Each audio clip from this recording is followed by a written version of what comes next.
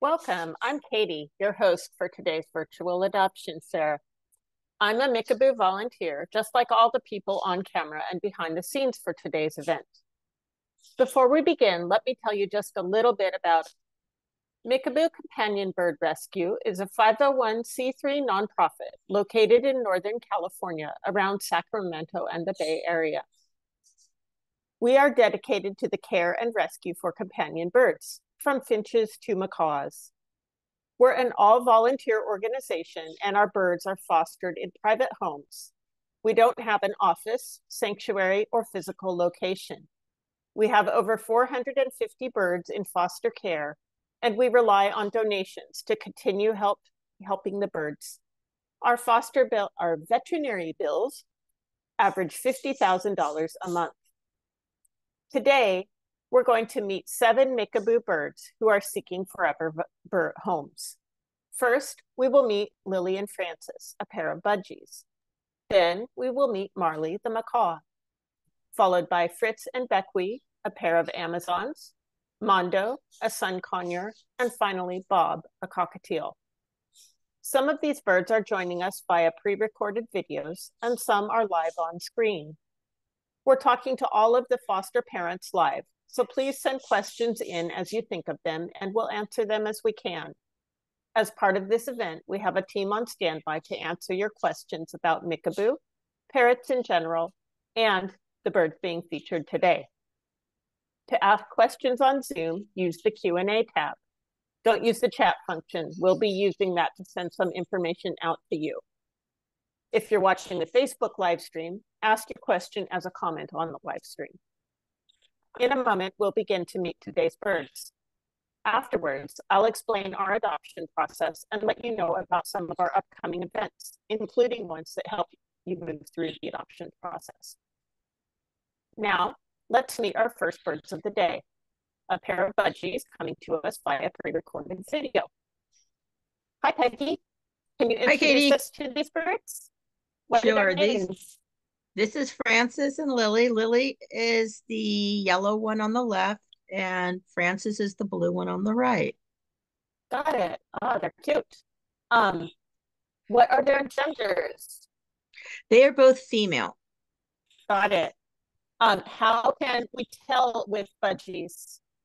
Well, budgies are one of the birds that you can't actually tell. There's a fleshy area right above the beak where the nostrils are, or the nares are. And if it's pink or beige, oh, Lily, that means they're female. And if it's blue, usually it's a bright blue, then they're male. Got it. Thank you.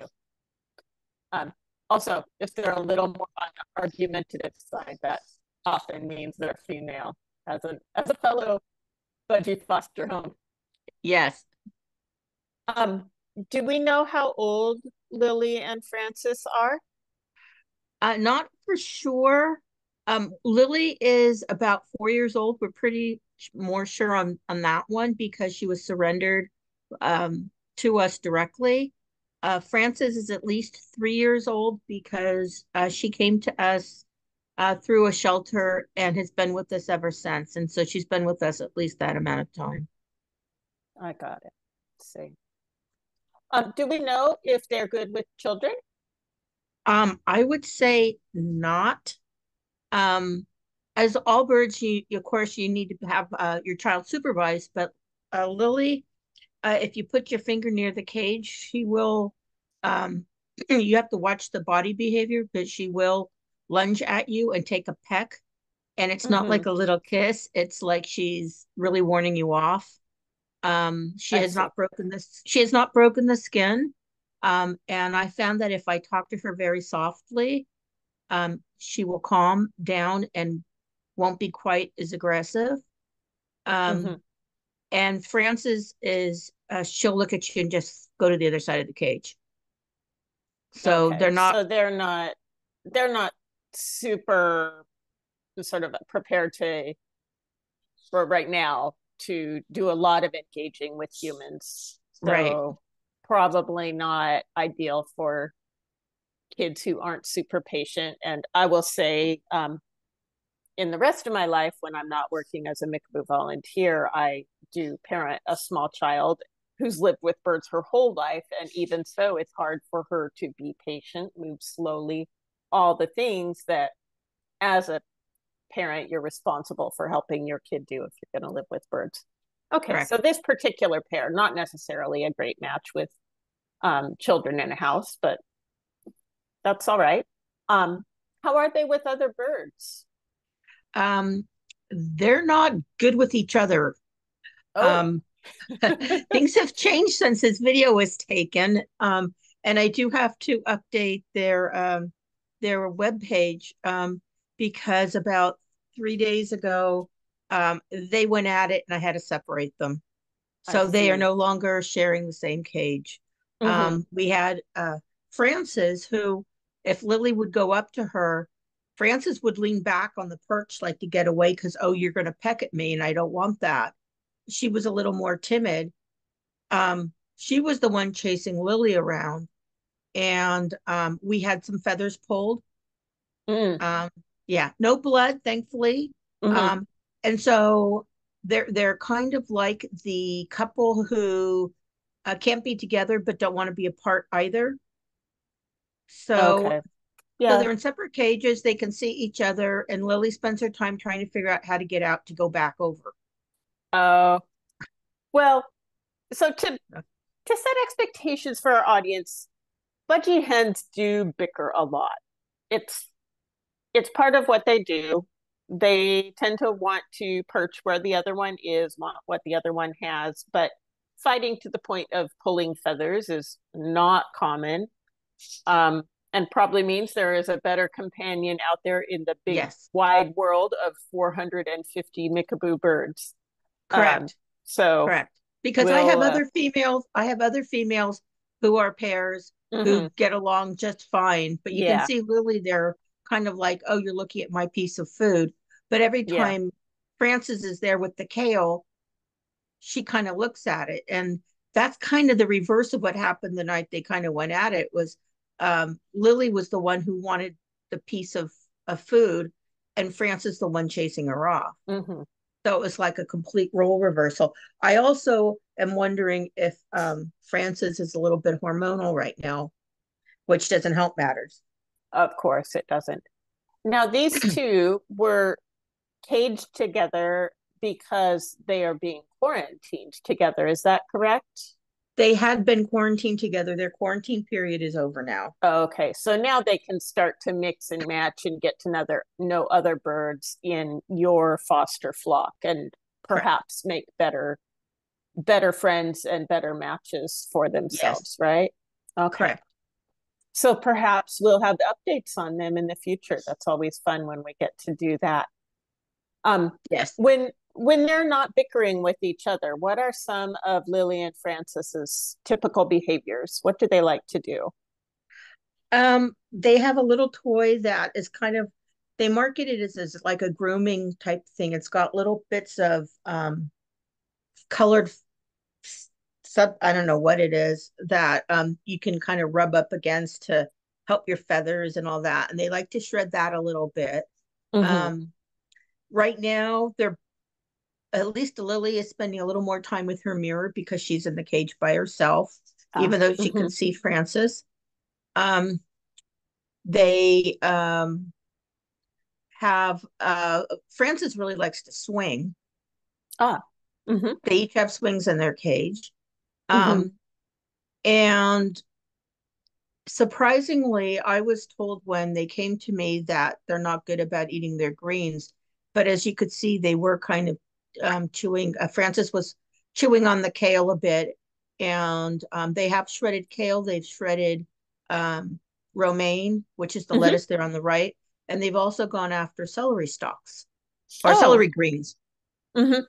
Oh, my budgies like the leafy part of celery quite a bit too. That I feel like celery leaves are an unknown, sort of like a underloved Yes, vegetable for at least for small birds. So yes, and the other one anyone they out there who hasn't tried the leaves of celery for your small like budgies, lovebirds, cockatiels, um, Those are fan favorites in my house for sure, the leafy part. Yes. What else do Lily and Francis eat? It besides, I see, yeah, they're going back over toward that kale now. So Lily's eating a piece of Nutri-An, which is a mix of seed and pellet with the Mm-hmm, binder. Francis right now is eating a piece of kale that they pulled out of the bowl. The bowl has a little bit of millet to try and get them to come down to the camera because they weren't sure about that. mm-hmm, They have a piece of broccoli. They have a piece of romaine. Sometimes I don't know how much of it they eat because sometimes they just take it out of the bowl and throw it. But they mm-hmm, eat primarily, it's a mix of seed, rowdy bush pellets, and then the Nutri-An cakes. And mm-hmm. then they get a little bit of millet as a treat. And then, of course, Got the vegetables. it. Mm-hmm. So I understand that they're like split up right now and like their cage situation is a little unique. But how big of a cage do your foster budgies? What's a standard cage size for budgies in your house? Usually they're the smallest I put a pair in is 18 by 18 by 30 inches long. Mm-hmm. And I try to set them up so that like the long dowel perch there that you see in the front, that's the one that comes with the cage. And I only put that down at the bottom so they have a way to get to where the food bowls and the water Yeah. dish is. But Mm-hmm. otherwise I use the rope perches. They're up above and they're set up so that they can fly left to right the length of the cage. So you always want their cage to be longer than it is wide or tall. Yes. Yeah. Um, so The that's the length smallest is right really there. important for them to be able to move in a sort of a way that they would in the wild. Right. You want them to be able to do it's a little flying, it's not a lot of flying, but it's better than no flying. Exactly. Um, do And so Lily and that's Francis need any special care? no, No. Yeah. they're just regular food, water, toys, Mm-hmm. love, attention. And that space to move around. Yeah. Yes. Oh, And and figuring out Francis who's a is a good friend. yeah, they could all use a good friend. Frances, by the way, is a flyer. Oh. She's the one who came in through the shelter, Mm-hmm. and the shelter notes were that when they were trying to transfer her, she got away from them, and they had to track her down. And when she came to me, um, I was transferring her into her cage, and she got away as well. I've had a few budgies like that who are just some of them are really, really good at getting out. I And call they're them fast. my slippery birds. Yes. Yes. And then she got tired and we were able to get her and put her back in and she Mm-hmm. was fine. Got it. So we're just about out of time, but before we wrap up, are there any last things that you would want an adopter to know about Lily or Francis? Well, I think they're both have a lot of potential. They can be very sweet little birds. They're not afraid of you when you walk by the cage. They're in a room that I use for other things as well. And so people are coming and going in there all the time. Mm-hmm. And you can get really close to the cage. It doesn't bother them. They don't flutter. They don't do all that. If you go to stick your hand in, just this week, so I've had them about 2 months, no, maybe a little, 2.5, maybe 3 months now. They, when I go in and feed them now, I put that plate in the bottom and Francis is down there to eat. Oh, yeah. So So she's comfortable enough to move he's down while your comfortable hand enough is that still in the the cage. fair is hand. And occasionally, if I'm very calm, and I try to do this every morning when I cage clean and everything and make it part of the routine, is there are times she will let me touch her feet. Oh, cool. Good. Yeah. So right now, the status quo has been interrupted because of the separation. Mm-hmm. So Yeah. I have to build back a little bit of that trust again. It always has to start over. Yeah. But well, Yeah. thank you for doing that. It's a real great springboard to their permanent home when that comes. So thank you Yeah. so much, Peggy, for doing that work and for introducing us to Lily and Francis. You're welcome. Next, we'll be meeting a macaw named Marley, and Marley is coming to us live. Um, So, hello, Dara, and Hello. I believe we also have one of your household members here with us. Hi, I'm Arya. Hi, Aria. Thanks for joining us. Can you introduce us to your foster bird? Yeah, sure. So this is Marley. We're not sure of his gender. Hmm. He came in on the 4th of July. Oh, Uh, wow. he was said to have trouble breathing. So we rushed him to the vet and Oh, actually in an Uber. oh And my then goodness. we didn't find anything wrong with him, so Hmm. he's fine. He must have just been overheating and panting. Yeah. I mean, that could be super stressful. I mean, that's holidays, especially ones like that where there's explosions and like just lots of loud noises and things going on, could be really stressful for animals. So I can imagine where he would be showing signs of distress even if he wasn't sick. But that's great that we got him checked. And for people who were wondering about those vet bills, this is one of the ways that they happen. We have to we have to check when birds show signs of illness and distress. So um, do we know how old Marley is, or do we have a guess? We don't really know. He's at least 3 years and probably past his teen years. Okay, so could be pretty wide range of possibilities, but not super old. It sounds like. Yeah.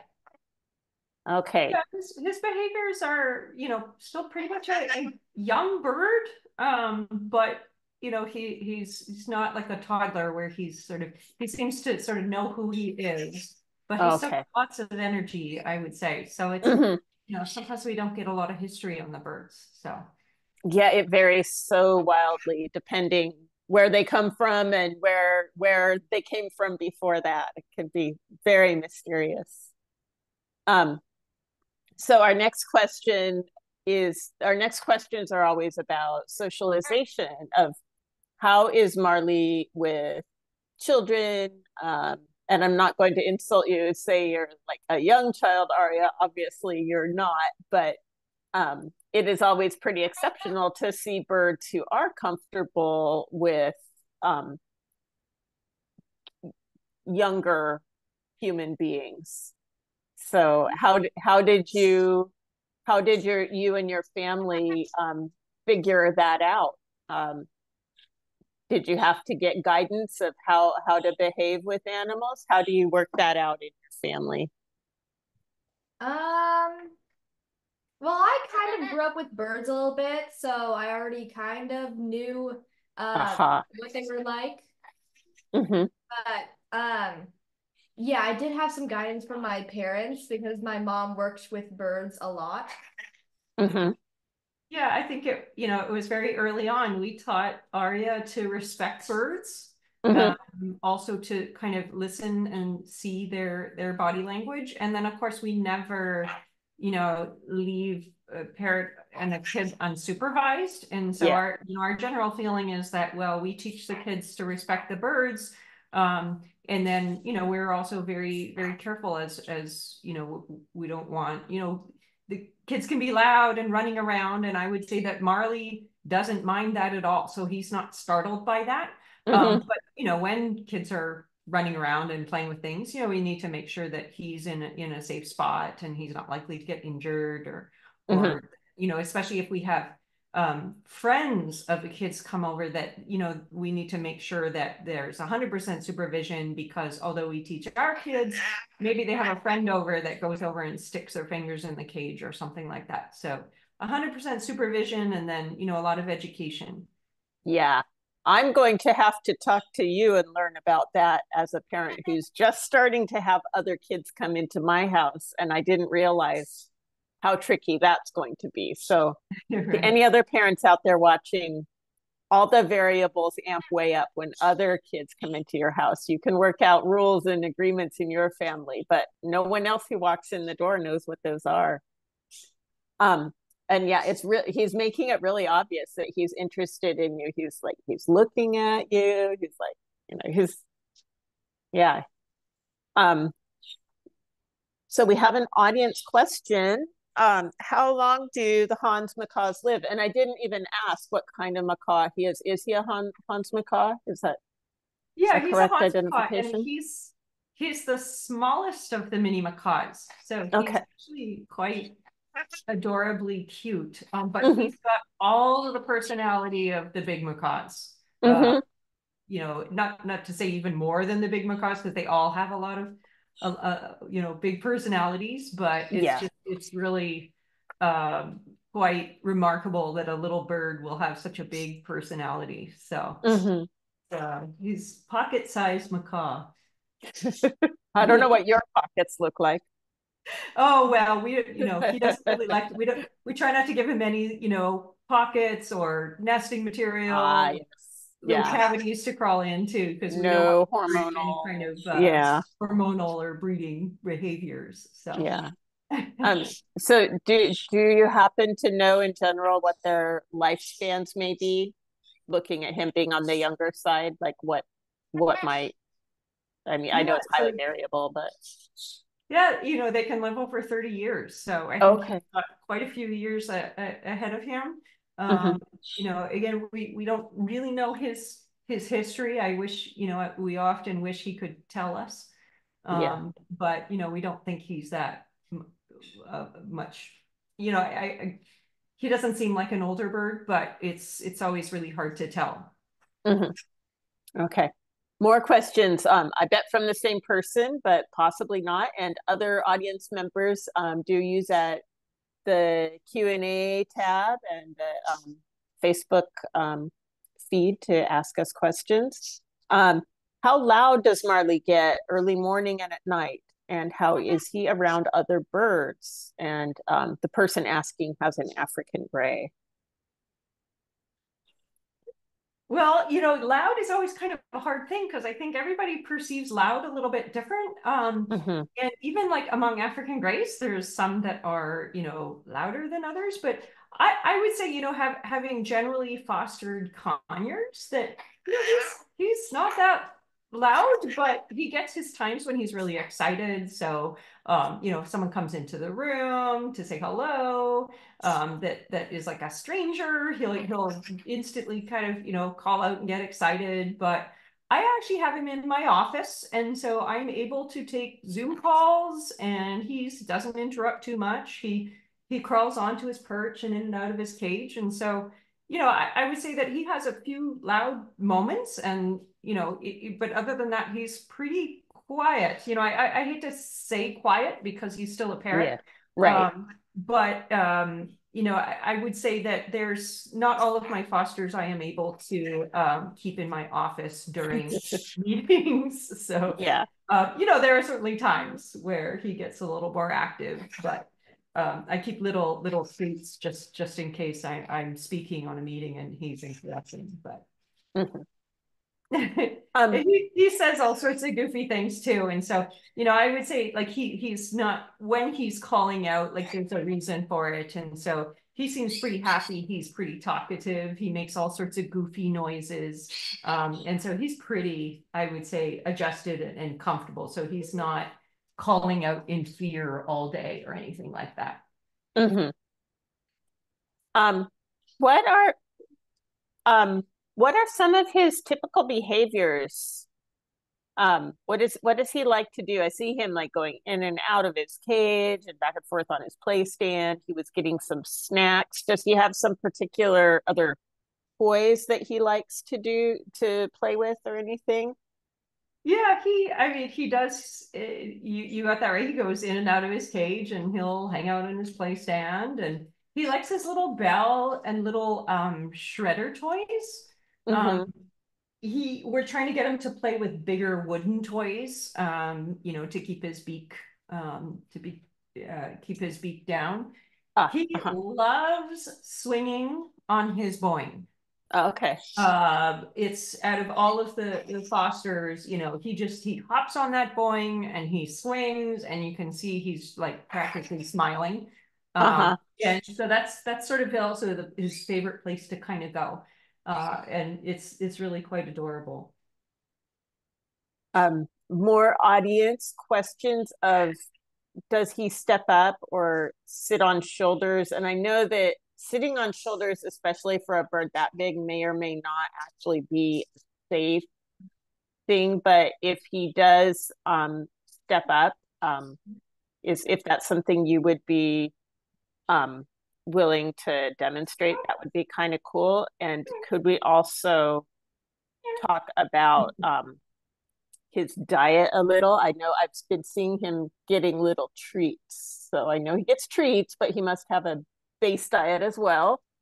Yeah, well, and he does step up. I think it's one of these things where while he's on the camera here, he's not stepping up, but yeah, okay, yeah, and I saw he just went up on top of his cage too, so he's clearly like, this may not be the time for it, but yeah. Yeah, but he's actually really sweet, and he steps up in such an adorable way. So the first time he stepped up, it was well, certainly when we took him out of his carrier, he stepped up and he wanted lots of snuggles, and then the next time he stepped up, he kind of like, he was looking at me and I was looking at him and encouraging him, and you know, he kind of, and then he turned his head away, and I thought, oh, he doesn't want to step up. But when he turned his head away, he stuck one foot in the air, and so he was almost like, okay, I want to step up, but I can't watch myself do this.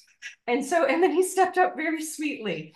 Oh, and, you know, now he doesn't, well, usually he doesn't hesitate too much. Oh, that's so interesting. There's some snuggles involved. So, you know, he's just having a moment, I think. Also, sometimes I think when both of us are in the room, so both Arya and I, he's like kind of confused, like, who am I supposed to step up for?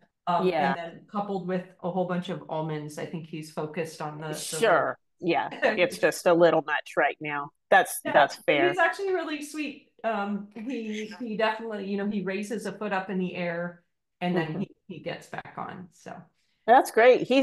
It feels to me, observing him, like he has pretty good body language of like, and I've heard that about macaws, that they have pretty good body language communicating with humans about sort of how they're feeling, what they're interested in at the moment. And I've been just watching him with Arya. It's like how he's looking. I'm getting a notice here from some of our other volunteers that I wanted to bring up to the person who was mentioning that they have the gray. That gray dander can cause a reaction called Macaw hypersensitivity syndrome. And so managing grays and macaws in the same household can be challenging for the health of the macaw, it sounds like.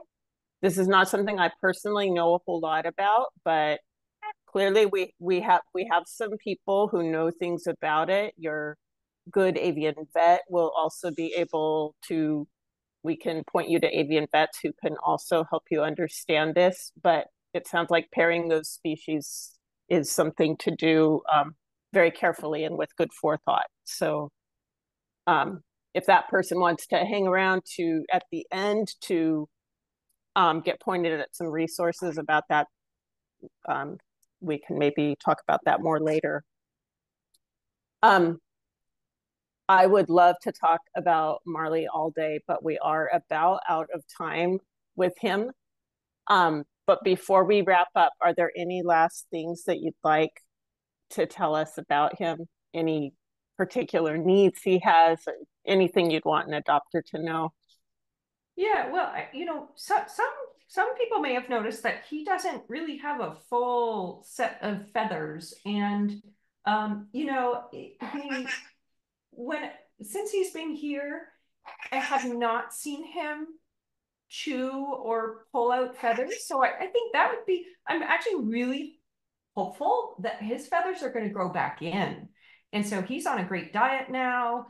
We're giving him lots of showers and lots of different shredder toys and timeout. And, you know, I'm actually really hopeful and that they will actually grow back, but that will be something to kind of keep an eye on to make sure that, you know, he's not hurting himself, or to have regular, you know, vet check-ins. And, you know, he did have a full health workup, and they really found nothing wrong with him. So we do think it's mostly sort of behavioral, and we need to give him lots of other things to do, but it's something to keep a close eye on. But he's a really handsome bird anyways. Yeah. Well, I realized as I've been looking at my stopwatch, and he has enchanted me past my allotted time. So thank you so much for letting us meet him. I appreciate your afternoon, and I actually look forward to meeting you again a little bit later with one of your other foster birds. But now we're going to move on and meet a pair of Amazons. Fritz and Bekwee are coming to us via a pre-recorded video. And these are a very special pair of birds who have been involved with Mickaboo for a long time. So Sarah, welcome. Hello. How long have Fritz and Bekwee been part of Mickaboo? They have been Mickaboo birds. They are some of the longest running, still living Mickaboo birds in our community. We first encountered Bekwee in 2002, I believe. And Mickaboo's been around for 26 years. So it's getting up there to the very early days of Mickaboo's operations. Certainly predates our computer system. We were old paper records back then. And Fritz first came to Mickaboo in 2005. And which is which? Oh, that's a good point. Fritz is the big guy you can see who's perching near the food bowls right now. And then up on the perch higher up is Bekwee. Okay. And how long? So they didn't come together, but they've been paired for quite some time. Is that correct? That is right. They found each other around 2012. Okay. So Bekwee was adopted out to somebody between 2002 and 2012. However, unfortunately, things changed, and after 10 years, Bekwee came back to Mickaboo, and this is, a great case study of how Mickaboo makes a lifetime commitment to your birds. It's written into our adoption contracts that we will always take the birds back at any point in the future if something should happen. And so things do happen, and Bekwee's come back to us multiple times. So in 2012, Bekwee was taken back in and lived with the person who was our Amazon coordinator at the time. And that's where she met Fritz, and they immediately became best buddies. And now they are a bonded pair that we would keep together as an absolute priority, because they get a lot of enrichment out of each other, and they definitely prefer each other over people. So do we know if they're male or female? And obviously they're at least a few decades old. Do we know how old they are? Yeah, we do. So Bekwee is we think 31, almost 32, and definitely a female. Has laid eggs in the past. And Fritz is almost 40. Wow. He's in his 40th year, according to our record. And we know he's a male because he's been DNA tested during his medical checkups. Uh-huh. Yeah. But yeah, there's no hormonal risks between them. Fritz isn't the healthiest specimen. You can probably tell from how he's tipping over a little and not climbing up on the perch next to Bekwee. He's kind of a wobbly guy. So we've never had any issues with hormonal problems between the two of them. They've been adopted since as well, haven't they? So since 2012 they've been out. Oh, so yeah. They've just had an ongoing relationship. But they are the constant in each other's lives. They are now, Human things change. Yeah. So in the last 25 years, 22 years, they were fostered for 3 years and then adopted in 2018. We had a wonderful volunteer who wobbly Amazons were kind of her speciality and one of her real soft spots. And she was also a veterinary technician, so she was very well equipped to deal with birds that had medical issues. So she adopted Fritz and Bekwee as a pair in 2018. And then very sadly last year she passed away. So we miss Louisa a lot, but we obviously took back the Mickaboo birds that she'd been caring for, and she had 3 Amazons at the time. So Fritz and Bekwee moved back from Arizona. They had moved out of state, and we went to go and pick them up and take them back home. So they're still with Mickaboo, and no, it's going to be hard to live up to the care they were receiving in that home. That was an amazing setup where she had built a large 8-foot enclosure that was specially modified so that there was soft padding for Fritz. If he's prone to falling, he has really poor grip. So how you handle him and the space that he lives in has to be carefully managed. But that really was an ideal setup for them, and it's going to be a tall order to recreate that again. So what does rather than running down how big is their cage and what do they eat? I mean, I see veggies in their dish. What does a good home for these two look like? They've weathered changes. They're essentially growing old together at this point. They clearly like to get a mist bath and sit in the sun. But what does a good home look like for you as a foster home, providing your best and knowing what a loving home Louisa was providing to them? What do you think a good home looks like for them at this point in essentially their retirement? Their retirement, yeah. I mean, even though that Amazons, we're always talking about the longevity of parrots as a species, and Amazons can live 60, 70 years with good diet and good care. Fritz and Bekwee, their very earliest years, especially for Fritz, I think were not. Yeah, Fritz had a really unfortunate start in life. He was not well cared for, and he was dumped at a pet store in terrible condition, where he had such bad malnutrition from poor diet that he was having seizures. And that was how he found his way into Mickaboo. So that is why he has this, slightly neurological head tilt, his head, and he has ataxia and heart issues and arrhythmia. So he's on heart medication twice a day. So he has to be managed carefully. I mean, obviously, as you can see, he's enjoying being out of his cage here. He's on the top. But you have to be very mindful that he could fall and hurt himself because his grip is pretty poor. So I use a rope perch to transport him around, and their cage is fitted out with a network of rope perches. So quite often he'll sort of lose his balance and then just grab on to the nearest rope perch that he can reach out to with his beak or his foot or whatever he's got spare. And we've raised the grate in his enclosure as well. So if he does fall, he's not falling as far.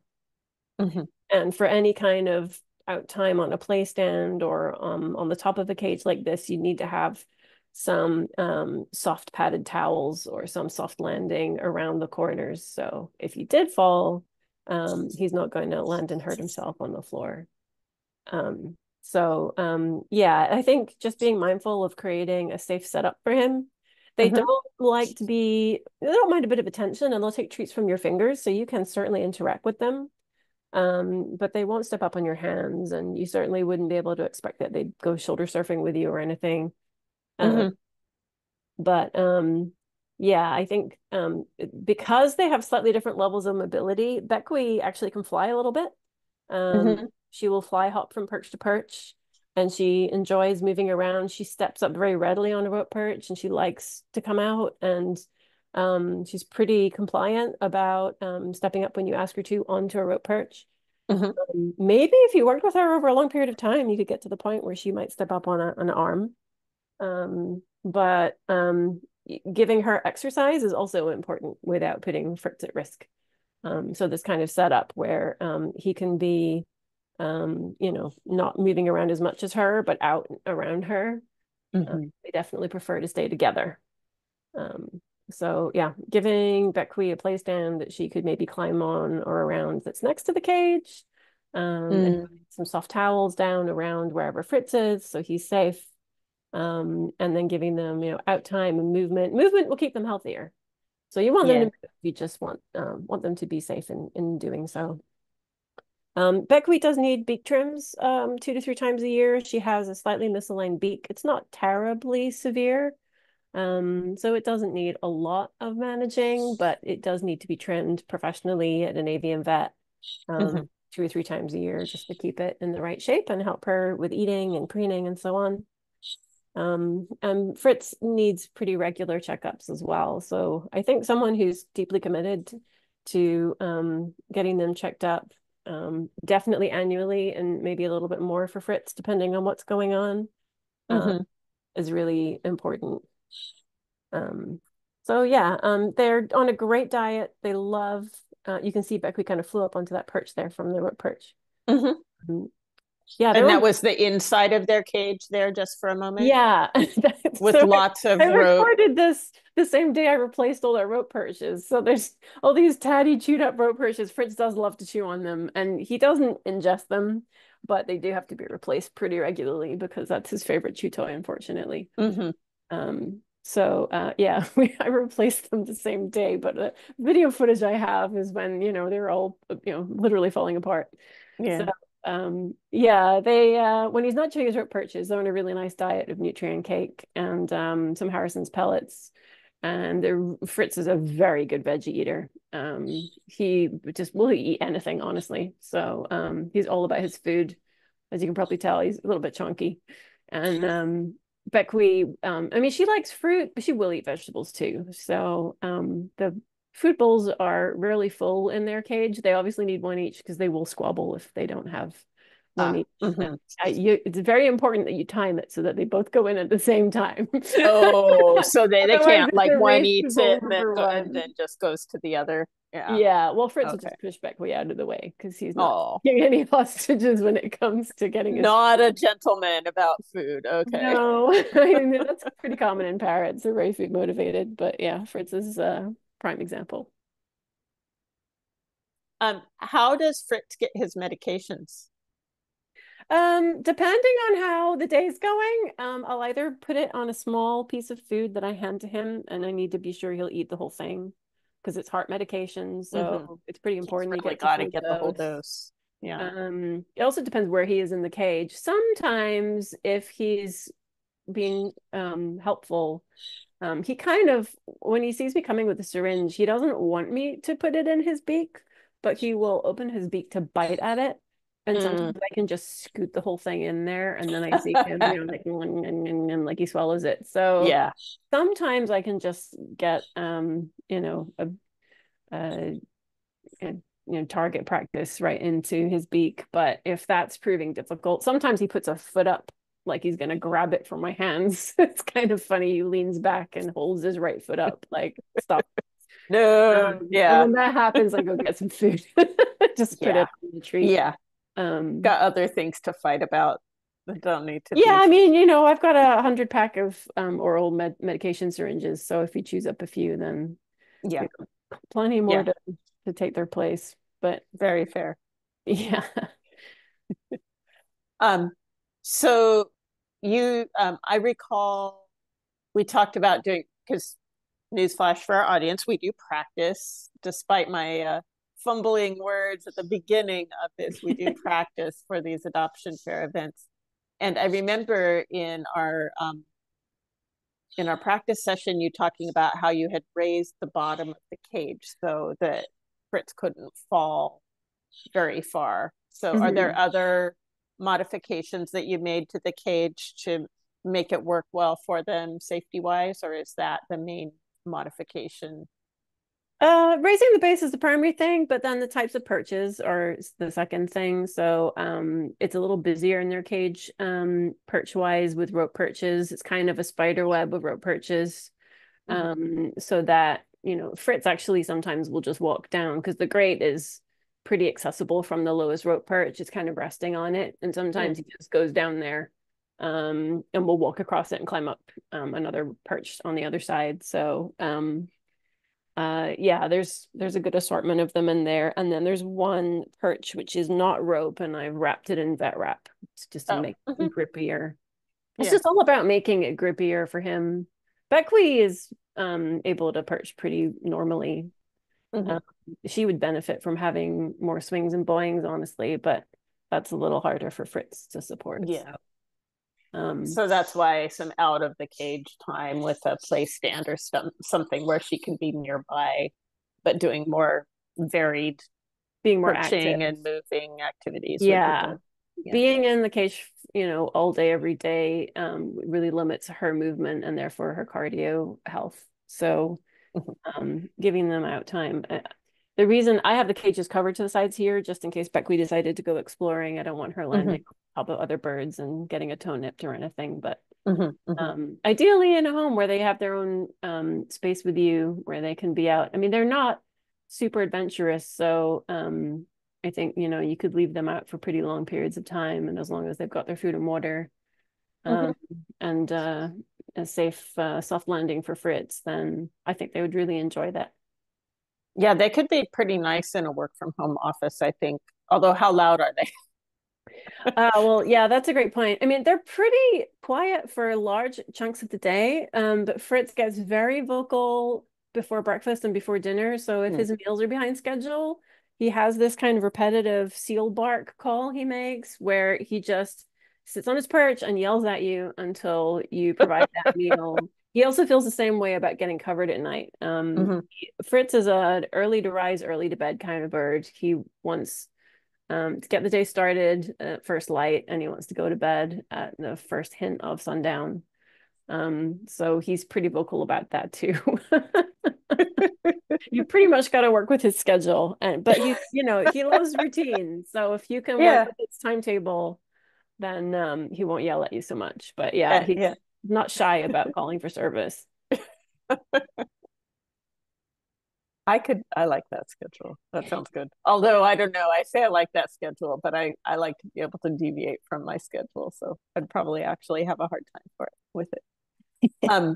I do have a reminder from some of our backstage team that we do waive the adoption fee for special needs birds like this. But before you get too excited about that as the audience, understand that that's because we understand that there are other heavy long-term responsibilities and financial costs that you will incur with special needs birds. So it's our recognition of that fact. It's not, so if you're bargain shopping, don't think that's what this is, but it is our way.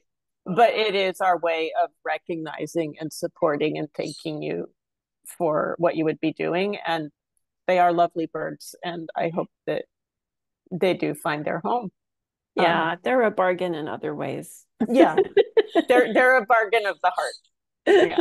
Yeah, they really are. They don't talk, but they do make noises. So if you go to Bekwee, she goes back to you. Oh, you can have conversations with her, and she's pretty predictable about that. So that's pretty much anytime you fancy a chat with Bekwee, you can go up to her and start humming. I love it. And if you get really worked up and start whistling, she will whistle as well. And then her crest pops up. She's got like a mini hawkhead style crest that orange wing Amazons have.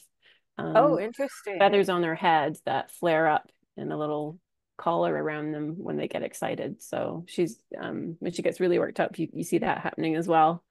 And Fritz sometimes makes his happy noises when meals arrive. So you get a whole chorus of happy noises that you only hear when he's running towards his, well, I say running, I mean as fast as he can towards his food bowl.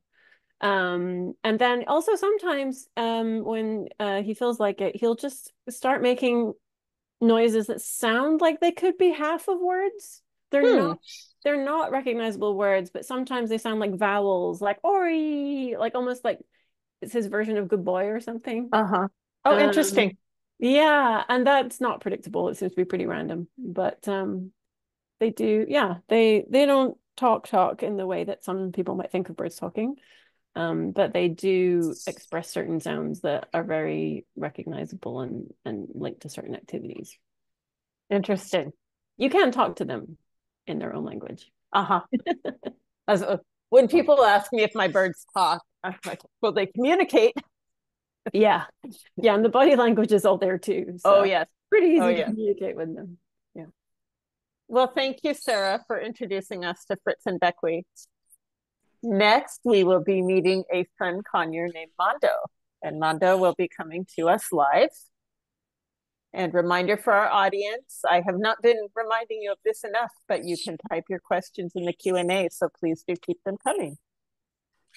So here we have Dara with us again with another one of her fosters. So thank you for coming back today, Dara. Hi there. Hi. Hi, Yeah, Mando. so this is Mando, and he's a sun conure.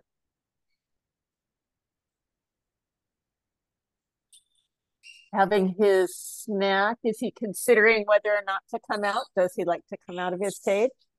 Yeah, when he came to us, it took several months for him to really feel confident enough to come out. I don't think he got a lot of out time. And so maybe you can't really see in the video, but he's got sort of a little side pocket door with another little rope perch. And so, eventually on his own, sort of feeling comfortable, he started to come out. And I would say that took a few months. And now he comes out every day, and he likes to sit on top of his cage or just outside of his little pocket door there. So he's really come a long ways, I would say. That's great. It's amazing to see somebody's world get a little bigger. That's really cool. Yeah. Let's see if I can move in a little closer. There you go, Mando. This is, of course, a little bit of a quiet nappy time for a lot of the birds, I would say. Come here. But he loves his little treats. So, that's how I've really worked with him. And also to encourage him to, I wouldn't call it flying, but he kind of hops and flutters onto my shoulder. And so we do those little exercises every day to kind of get him, he's actually really quite personable. It's like he wants the attention, but he's a little bit nervous. So he says, no, I want to be around humans, but it needs to be on my own terms. I don't really want my head scratched yet, but I will step up and fly to you. And I'm hopeful that eventually, you can see he's got a little bit of pin feathers. Every so often I just, try to give him a little bit of a head scratch, and he's like, no, not yet, but maybe later. Yeah. It is so rewarding when you make the little incremental progress, but it's also challenging to know that you have to wait and take it one tiny increment at a time with some birds where they're like, oh no, scratching my head that's way too much. Yeah. But he's very food motivated. And so that's how we've been, I do a little bit of training, like, one-on-one with him every day. And then other than that, he likes to be around me. You can see he's kind of leaning over now, and he's leaning. He wants to come to me. Yeah, those begging wings. Yeah. And I was like, oh, he likes me. He likes coming to see me. Come here, Mando. Come here. It's okay. So for a little prey animal who didn't have much practice with coming out of their cage, who's not used to some of these sort of things that we might think of as like the basics of interacting with humans, what are the little things he does that let you know that he likes you? I think that sometimes for people who are expecting a well socialized pet, it's hard to decode and see these little signs in Yeah, well, a shy bird. So I don't know if you can hear, but I have Newbie behind me who's a Dende conure, and who's like, hey, yeah, turn around. I let them both out, and I was just kind of, minding my own business. I wasn't looking at either of the bird, and all of a sudden I felt someone land on my shoulder, and I was like, oh, hey, Newbie, and I turned and I'm like, oh, it's Mando. And so, he wanted to come over to see me. He didn't, at first he didn't want me to look at him, and then so he kind of, he surprised me, and I was like, wow, I was so excited because I'm like, oh, that's Mando. So I was very happy. And the other thing he does is that, he's got a little special call that he kind of calls out. And so we call back and forth to each other. And, he obviously takes all sorts of treats from my hand. He will now step onto my arm, not my fingers just yet, but he will step onto my arm. And again, I started doing that a little bit without the treats. And sometimes he'll do it, sometimes he won't. Definitely if he wants a ride back to his cage, he knows that stepping up on my arm is the easiest way, the fastest way to do that. Yep, we call that the birdie elevator. It works. It works a lot better when they want something. How is he with other birds? I mean, obviously he's at least okay if he's sharing a room with Newbie. Yeah, I would say that he is wary, but he does like, I think he likes the other birds. He came in a little bit of a difficult situation. He was in a smaller cage than this with a cockatiel and a red-bellied parrot. Oh, and he has a history of a little bit of a dislocated toe, and I would say when he wasn't friends with those birds, I don't exactly know how they interacted. And when Mickaboo brought them in, we hesitate. If birds are friends, we don't instantly separate them unless there's other behavioral issues. And so we put them in well, there was also a fourth bird, so four separate cages, but all kind of beside each other, and we kind of evaluated. And it was pretty clear early on that he really could care less about the other bird. I mean, he was okay having them around, but he didn't need them to be with him. In fact, I think he was happy to have his own space. I would like to say that he, and that's one of the reasons, I also have Newbie here, because Newbie also is kind of a shoulder bird, but don't touch. He was featured in an earlier virtual adoption fair, and Newbie loves Mando. He wants to see everything that Mando is doing.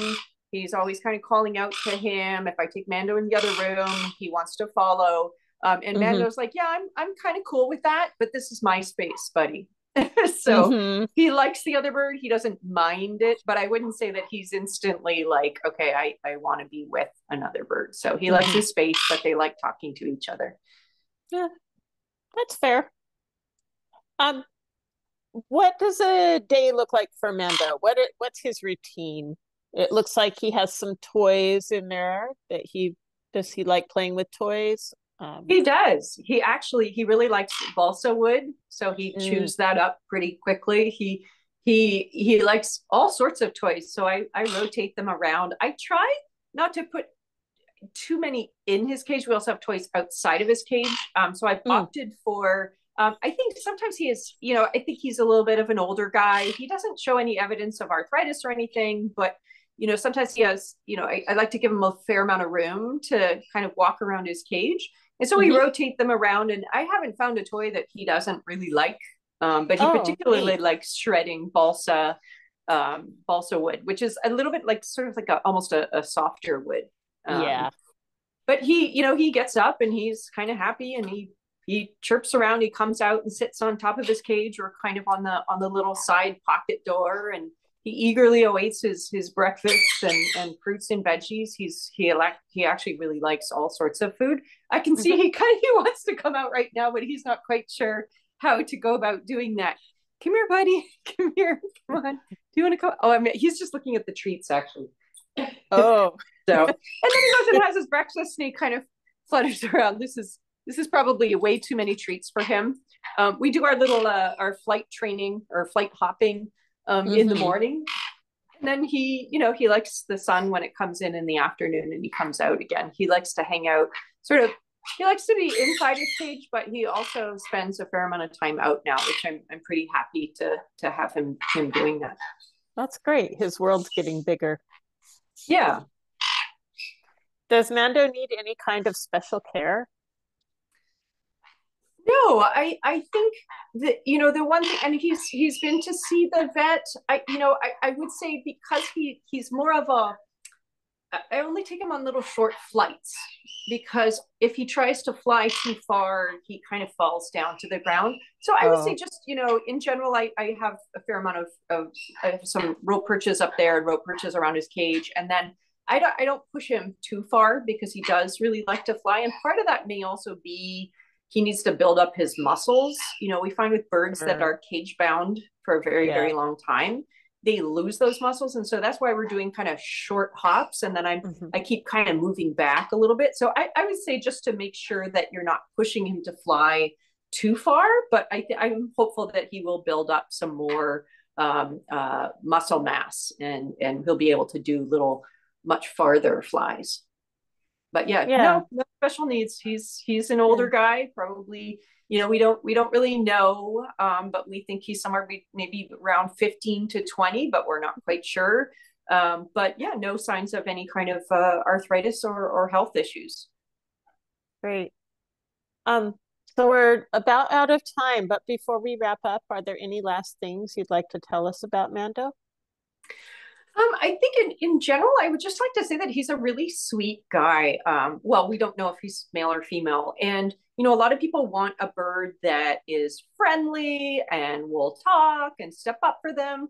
But I would have to say that there's something very special about a bird that wants to be near you, but isn't as demanding as some parrots. I mean, he's demanding in different ways, but he's not in your face. He'll like his toys. He wants to be around you. But I don't have to really worry about him constantly flying over to me when I'm, on a meeting or, where he's chewing on my shoes or anything like that. We have some really nice special moments I can read beside him and he kind of looks to see what I'm doing. And so it's really kind of, it's really special to have a bird that loves you to be around. And then we meet each other part way. And I think that he's going to make someone a really lovely companion. Mm-hmm. We have an audience question real quick before we move on to our last bird. What treats are you giving him? I'm giving him little slivered almonds, so unsalted, and just the reason I'm doing the slivered almonds, it's easier for me to kind of like break off little pieces. Mm-hmm. And so particularly when I'm training, I like to make sure it's just a little bite, because if birds get too much nuts and seeds, then they can get other health issues. And so little slivered almonds are something that he really likes. He also likes little bits of walnut, cashew. He's honestly not that fussy of an eater. Yeah. I use pine nuts for the same reason, because they're soft enough that I can like break off little pieces of them. Right. Yep. Great. Well, thank you so much for introducing us to Mando. No, thank you. Next, we're going to meet Bob, a cockatiel. Bob is also coming to us live. Here is Bob. Hello. Hi. Hi. Oh, hi. Hi. Welcome. Sorry. Can you tell us about Bob? Excuse me. Bob came to us from a family who had him kind of dumped on them. He is apparently about 26 years old. As you can see, a white face, male cockatiel. He's got a funny, I don't know if you can tell, they're on the edges of his wings. He has almost what in ducks you would call like an angel wing. So he's got, he cannot fly. I can see, there's some feathers kind of sticking straight out sideways. Right. So he cannot fly, although he can flutter. So just like with Fritz, I've got his cage set up so that it's a wide cage. It's about 31 inches wide, but I've raised I've made a false bottom on it so that he doesn't have as far to go. He's not going to use the bottom of the cage anyway. So yeah, so that's what I have him in now. And yeah. Well, hi, Bob. It's nice to meet you. So I think you said 26 years old. So he's an older gentleman, but has probably quite a number of good years left, right? Right, because we've seen some cockatiels that were like 35. So he could have another 10 years possibly. I'm actually amazed that he's made it as long as he did, because seeing his feathers like that, and he got plucked by living with another cockatiel, and generally speaking, people don't feed birds very well, so their diet can really have an effect on their internal organs. So, but he's been a vet, and the vet thought that he was in pretty good shape. So yeah. So we do have an audience question about the missing feathers, especially on his neck. So when I see that, I usually assume that it's from being plucked by another cockatiel. Do we know? Yes. That's so can you speak about how that happens a little bit? He was in a cage. He was in a cage that was really too small for two birds, and which we've now gotten rid of. And when birds are in too close quarters or they're bored, if they also don't have anything to do, a lot of people just don't give very good toys or whatever, they will just pick at each other. And so that's what happened. He was with a female cockatiel, and who plucked him. So they rehomed her and kept Bob. Yeah. I see. It looks like he's also just a little bit stiff there. Yeah, a little bit, but he seems to get around okay for him. Yeah.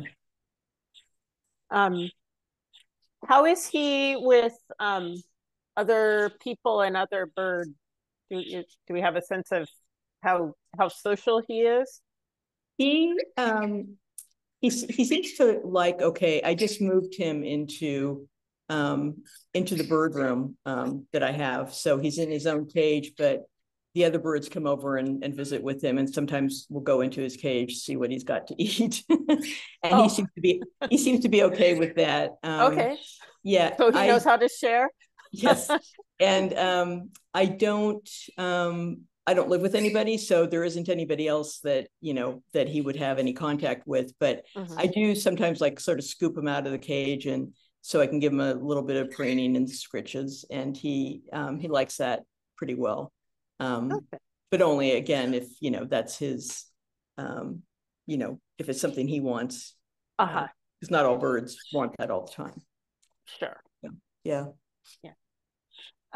So what does he eat?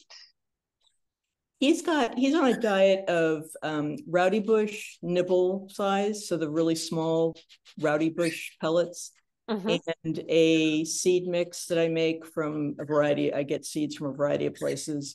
So he gets both of those, and then he also gets a variety of greens. I've found cockatiels aren't real big on eating fruit, mostly because they probably don't get that in the wild.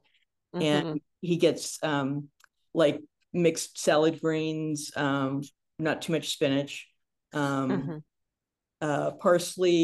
cilantro, bok choy kind of likes.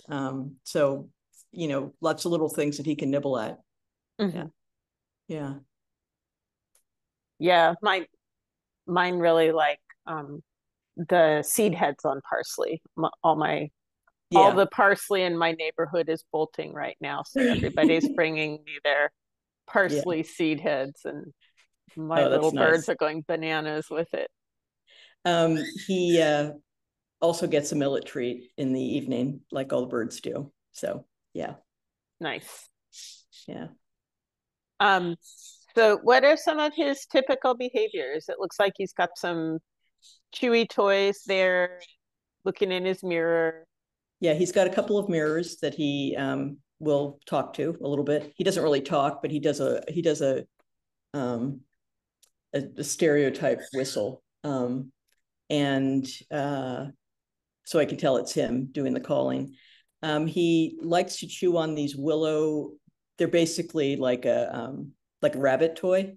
Willow stars and different kinds of things. And then those shredders, the palm leaf shredders. And he really likes the stems of millet, because I buy a box of millet at a time, like 5 pounds at a time. And I'll clip off the very end of it, which is just like another willow stick for him to chew on. And he really likes those too.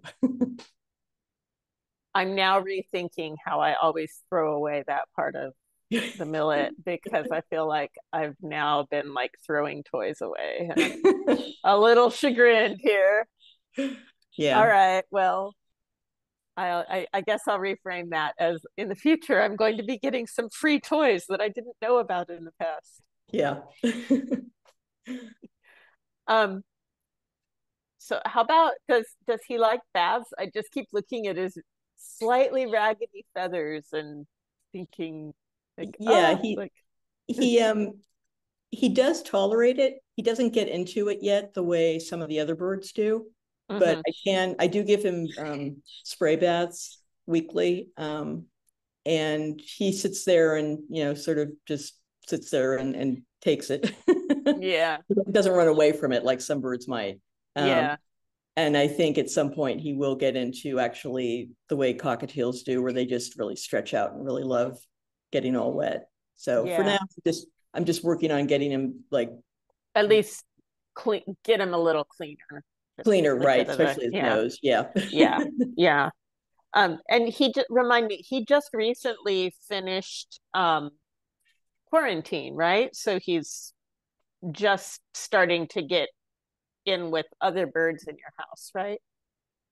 He actually finished quarantine a few weeks ago, but I just hadn't gotten around to getting him moved into, I wanted to put him in a different cage and then move that cage into the bird room. So he has been in this room for about, I'd say about a week and a half, maybe.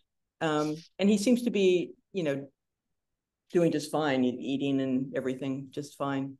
I feel like sometimes with things like showers, it's a very group activity where if he sees the other birds getting excited about it, that's when he might really start doing the cockatiel rain dance. And also, I mean, there's 8 other cockatiels in here, and they all have their various days where they'll love it and days where they don't. True. So they all get a bath at some point. It's not on the weekly schedule. So yeah. Just want to see if I can. Nope. Okay. Sorry, I was just looking to see if I could start my video, but no. That's okay. Yeah. Yeah. Do you think that overall, other than the raised cage floor, do you think that Bob ultimately needs any kind of special care? It doesn't really seem like it. I don't think so. I mean, when I took him to the vet and I asked him about even giving some meloxicam, which is an anti-inflammatory, for his feet, like he said, well, look at him and get a baseline of how he's walking now, because you want to know whether the meloxicam is actually working. And he just seems to, be walking around just fine. In this video, I actually have less paper in his cage now. So actually walking. It looks like he's whistling there. Yeah, he does. He does like to whistle a lot. But I think that he could potentially, like a lot of our birds, because they didn't have a great diet growing up and before they get to us, they can have heart issues as they get older. And that's something that I think just with any older bird, you might see that coming up. But right now there isn't really anything that he needs to have special. And he could certainly share a cage with somebody that has maybe similar needs. So yeah. Okay. He's a good boy. He is. Thank you for introducing us to him. Yeah. We're about out of time, but before we wrap up, are there any last things you'd like to tell us about Bob? I was just really glad to get him. The house, the home that had him had two other larger birds, and we took all of them to various places. But you know, when I saw him, when I first went in to get one of the other birds, I almost took him immediately because I was like, oh, you know. Is this where Mando came from? No. Okay, yeah. That was another house that had a big another bird nice, and a cockatiel in it. Same cage. Very nice people, but they had just had these birds kind of dumped on them, you know, so they were like, okay, we need to move them on. And so they're all in good places now. And there's just something about cockatiels, and especially the older ones, you know, the old men that are just kind of, oh, you know, you just can't love them. So I think somebody who just will appreciate the fact that he is an old guy will be really happy with him. Yeah. Well, thank you for introducing us to him. I hope he finds a great perch soon. He's definitely worthy. So thank you. Thanks. Every single Mickaboo adopter has to complete this process before they adopt from us. I have completed it. Every person who's fostering birds who you've met today has completed it. This allows us to make sure that you're fully prepared to bring a bird home and provides you and us time to mutually understand the sorts of birds that would be good fits for you. The process includes a phone screen and a home visit, but it starts with our bird care class, which is free and held roughly every 2 weeks over Zoom. For those of you who haven't yet joined a class, we hope to see you at one soon. And in fact, our next class is tomorrow at noon. And we'll share a link for you. And there's also one on our link tree, which is in my, it's on the screen with my picture showing that you'll see again in a couple minutes here. During the phone screen and during the home visit after the class, our volunteers will ask about what you learned in the class, just go over it, make sure you understood what we were intending to convey.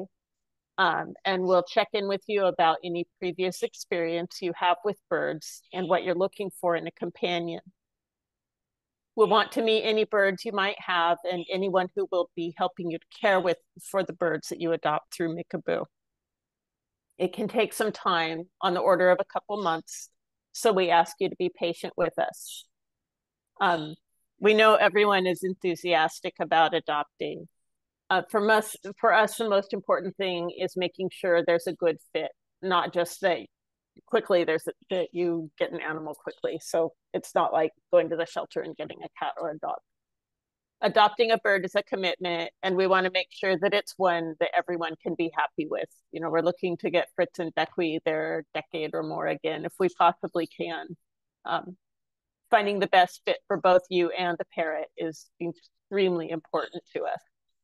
If you've already been approved by Mickaboo, we'll always be looking at that good match, but if you completed our process fairly recently, you won't need to repeat it to adopt from us again. As a final note on this topic, we follow the same process for adoptive and foster homes. You may have initially found us in a search to adopt a companion bird, but if you want to broaden your involvement after completing adoption, you'll be positioned to foster for us as well. And with those 450 birds, we're always looking for the homes that can foster as well. So please, if you'd like to consider being part of that aspect of our community as well. So we're coming to the end of today's virtual adoption fair, but we do have time for a few more questions. So please send any remaining questions you have in via the Q&A tab. If you fell in love with one of the birds that we featured today, please do contact us. If you haven't started the adoption process, the first thing to do is take our basic bird care class. You can sign up for the next one, which is happening tomorrow, using our Linktree link right up here to get to the classes tab of our website and sign up for the class. Just a few more things before we sign off. You can donate to support our work and the care of these birds and the other birds that we are taking care of. As I told you at the beginning of this event, our vet bills average $50,000 a month, so we would be very grateful for your support. If you haven't taken our basic bird care class yet, the next session is tomorrow, the 22nd at noon. We'd love to see you there. We do have a few other upcoming events to round out this year. Our next virtual adoption fair, which is the last one for 2024, is going to be on October 22nd and 27th. And if you would like to start planning for the end of the year, Giving Tuesday will be on December 3rd, and that's the beginning of our online auction, which will run through the following Sunday, December 8th.